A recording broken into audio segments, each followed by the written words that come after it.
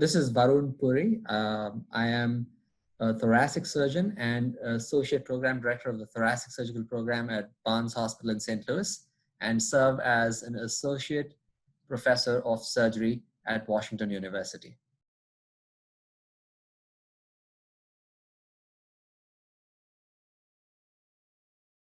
To decide if a patient is a good candidate for lung cancer surgery is a decision that a patient and their surgeon oftentimes make together.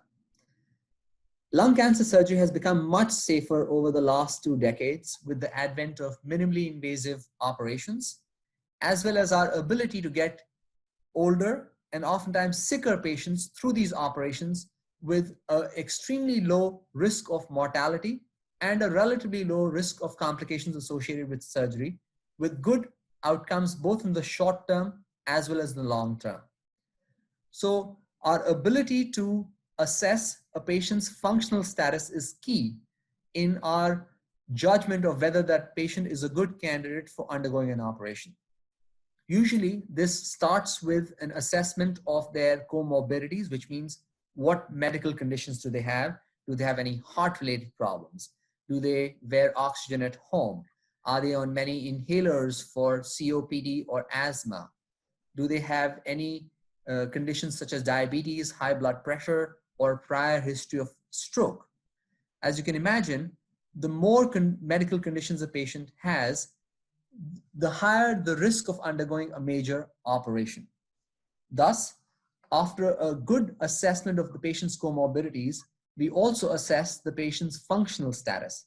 This is usually done through both an interview of the patient to understand what their level of functional ability, physical activity, etc. is, as well as looking at their lung function index.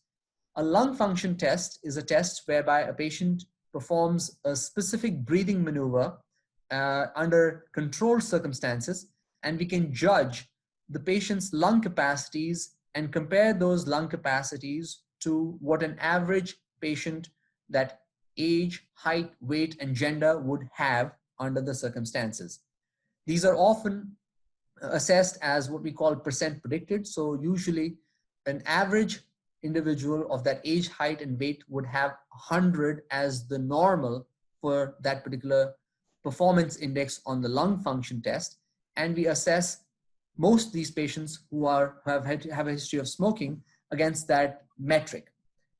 Finally, the judgment of whether a patient should undergo an operation or not is made after a frank conversation between the surgeon and the patient in discussing the risks of the operation, whether the operation can be conducted in a minimally invasive fashion or would require an open incision, and finally, the long-term expected benefit. We do know from past studies that a complete resection for lung cancer offers a patient the best long-term chances of survival, particularly in patients with early stage or stage 1 lung cancer. In patients with more advanced lung cancer, particularly stage 3 lung cancer, we only treat a minority of patients with an operation, oftentimes in conjunction with chemotherapy and radiation therapy. Thus, in those instances, one has to really weigh the risk-benefit ratio of an operation adding to the patient's long-term survival in patients with stage 3 lung cancer versus simply performing chemotherapy and radiation therapy for such individuals.